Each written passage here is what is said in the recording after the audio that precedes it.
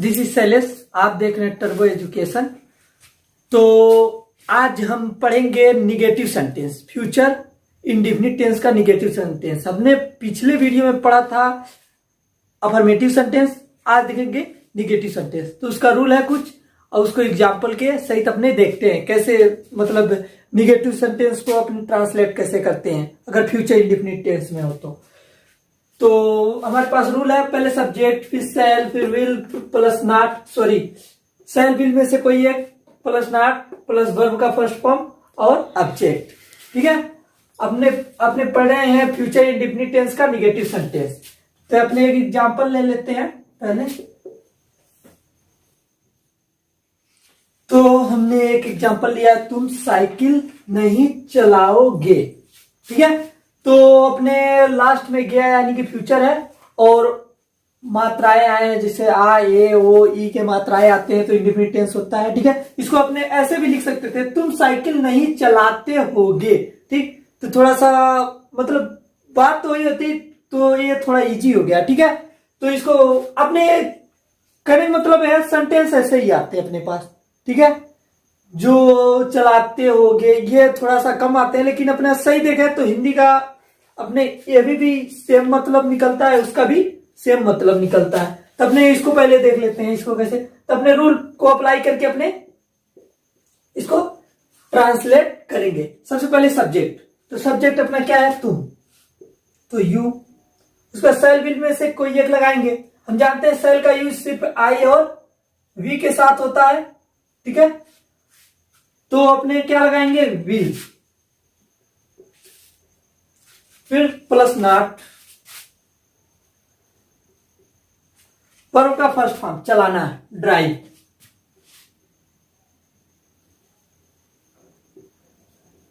Drive मतलब चलाना होता है। ऑब्जेक्ट क्या है, क्या नहीं चलाओगे, साइकिल, तो द बाइसिकल, बाईसाइकिल। ठीक है, तो अपना ट्रांसलेट हो चुका है। अपने इसको पढ़ेंगे, you will not drive the bicycle. ठीक है, अपने एक एग्जांपल और देखते हैं। तो हमने एक एग्जांपल और लिया है, ऋतिक क्लास में नहीं लड़ता होगा। ठीक है, इसमें ता आ गया यानी इंडेफिनिट है और गाया यानी फ्यूचर है। ठीक है, और नहीं भी आया है तो निगेटिव सेंटेंस भी है।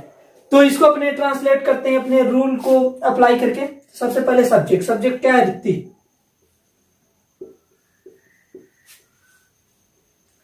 ऋतिक। उसका शैल विल में से कोई एक लगाना है। जानते हैं आई और वी के साथ क्या है, ओनली शैल का यूज होता है, विल सबके साथ होता है, बाकी जो अदर है। तो अपने यहां सिंपल से लिख देंगे will, Hrithik will, plus not, फिर वर्ब का फर्स्ट फॉर्म लड़ना, फाइट, फाइट, प्लस सब्जेक्ट, कहां लड़ता होगा, कहां नहीं लड़ता होगा, तो इन द क्लास।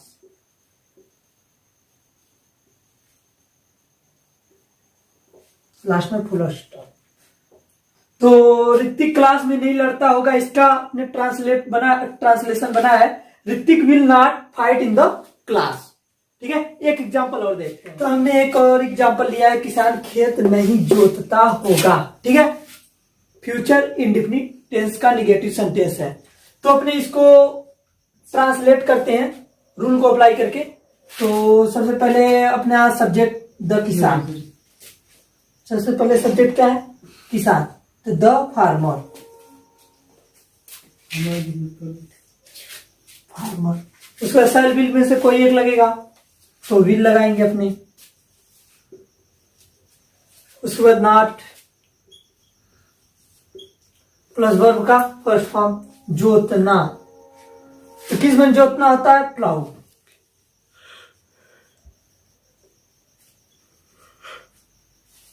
प्लाउ में जोतना होता है, प्लस सब्जेक्ट, क्या नहीं जोतता, खेत, तो द फील्ड।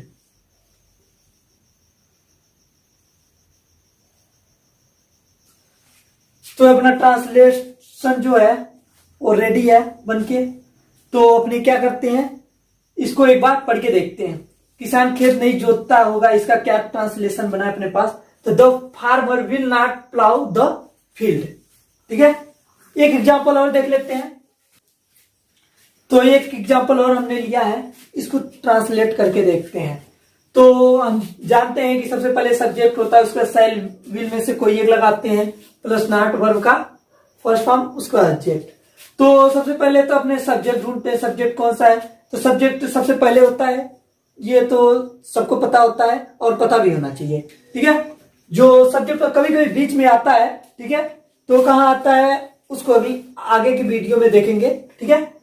अभी ये शुरुआत अपने देखते हैं सबसे पहले। तो जो इसमें क्या है, अगर अपने को सिंपल से अपने किसी चीज का जो है उसका सब्जेक्ट निकालना है, अगर किसी सेंटेंस में उसका सब्जेक्ट पता करना है, तो जो वर्ब होता है उसमें कौन या कौन लगा के पूछते हैं, तो कौन बनाती होगी, ठीक है, तो पता चल जाता है। तो मैं एक बार इसको पढ़ लेते हैं पहले। रोशनी खाना बनाती होगी, कौन बनाती होगी, रोशनी, ठीक है।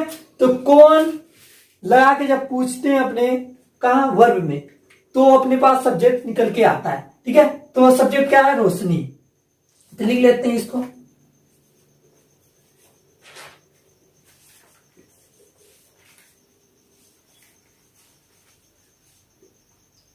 ठीक है, रोशनी। सेल विल में से कोई एक लगेगा, तो ये नाउन है, तो अपने क्या कर लेंगे, विल का यूज करेंगे। उसका नॉट, उसका वर्ब का फर्स्ट फॉर्म, तो वर्ब का फर्स्ट फॉर्म अपना बनाना, ठीक है। तो खाना बनाने के लिए अपने कुक का यूज करते हैं, तो यहां लिखेंगे अपने कुक प्लस ऑब्जेक्ट।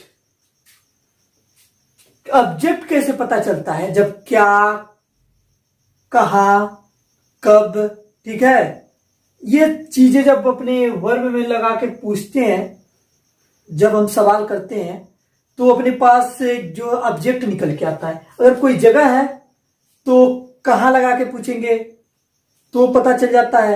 अगर कोई वस्तु है तो क्या लगा के पूछेंगे तो पता चल जाएगा।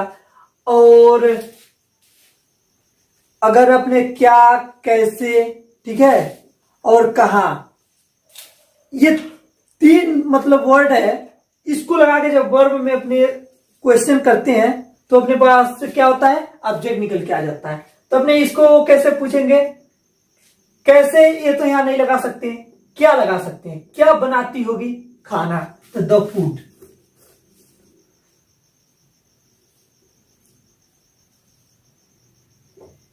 ठीक है, लास्ट में फुल स्टॉप। तो अपना ये ट्रांसलेट हो चुका है, इसको एक बार रीड करते हैं, ठीक है। तो Roshni will not cook the food, Roshni खाना नहीं बनाती होगी, Roshni will not cook the food. तो आप ऐसे ही जो आसपास के आपके पास सेंटेंस है, जो फ्यूचर के हो, इंडेफिनिट टेंस है और निगेटिव सेंटेंस हो, ठीक है, जिसमें नकारात्मक शब्द है, आप इनको कलेक्ट करो, ठीक है। उसके बाद उसको ट्रांसलेट करने की कोशिश करो इस रूल से, ठीक है। आप इस रूल को क्या करो, नोट करो, ठीक है। उसके बाद जो मीनिंग होता है, मीनिंग बहुत इंपॉर्टेंट होता है अपने सेंटेंस को ट्रांसलेट करने के लिए। अपने पास जब मीनिंग नहीं रहेगा तो किसी चीज को, ये फार्मूला भी काम नहीं आता ट्रांसलेट करने की, कोई मतलब ये नहीं है कि आप इस फार्मूला से किसी भी चीज को ट्रांसलेट कर दोगे। अपने पास मीनिंग होना चाहिए, फिर ये फार्मूला काम आएगा आपको, ठीक है। तो आप साथ में जो आपको मीनिंग नहीं आता उसको सर्च मारो, आजकल इंटरनेट के जमाना है, आप गूगल पे डालोगे या कहीं और डालोगे तो मीनिंग निकल के आ जाता है, सेकेंड फॉर्म क्या, थर्ड फॉर्म क्या, सारा कुछ आ जाता है, ठीक है।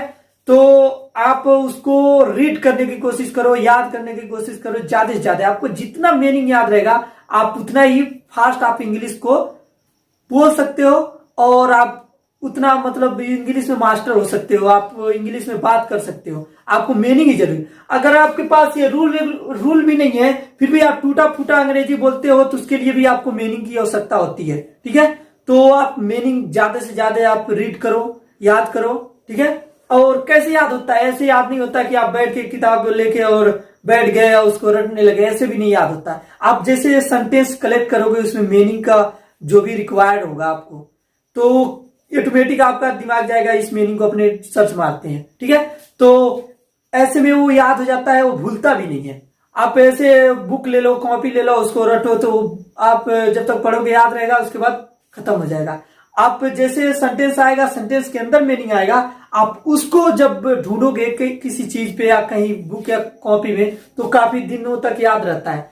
तो मैं कहूंगा कि मैं भी डिस्क्रिप्शन में आपको बहुत सारे सेंटेंस आपको दे दूंगा, और इसके रूल प्लस जो भी है आपको डिस्क्रिप्शन में मिल जाएगा। आप डिस्क्रिप्शन को चेक करना, ठीक है। और वहां भी आपको सेंटेंस मिल जाएंगे, आप उसको भी लेकर आप ट्रांसलेट करने की कोशिश करना। और ज्यादा से ज्यादा आप ट्रांसलेट करोगे तो आप ज्यादा से ज्यादा इंग्लिश को मतलब आप जो भी ट्रांसलेशन है आपके लिए बहुत आसान हो जाएगा। ये नहीं है कि एक दो बना के फिर आप ऐसे में कुछ नहीं कर सकते, ठीक है। ज्यादा से ज्यादा आप ट्रांसलेट करने की कोशिश करो, जिससे आपका फायदा होगा। तो आज के लिए बस इतना।